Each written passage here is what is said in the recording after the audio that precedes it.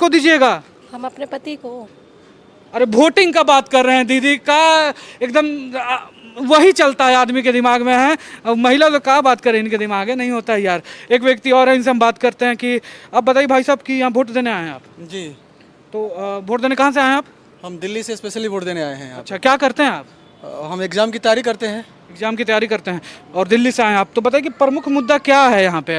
यहाँ का प्रमुख मुद्दा क्या? प्रमुख मुद्दा है कि शादी नहीं हो रहा है। किसका शादी नहीं हो रहा है? हमारा शादी नहीं हुआ है। अभी तक शादी का क्यों नहीं हुआ है आपका? 4 साल से एग्ज़ाम की तैयारी कर रहे हैं, कभी पेपर लीक हो रहा है, कभी कैंसिल हो रहा है। इसी चक्कर में अगुआ भी नहीं आ रहा है। अब बताइए, इस बेरोजगार से कौन शादी करेगा? हाँ, बहुत दिक्कत है। तो ये बताइए कि अगर कोई नेता वादा करता है आपसे कि ये गड़बड़ सा दिख रहा है, क्या हुआ चाचा, वोट दे दिए?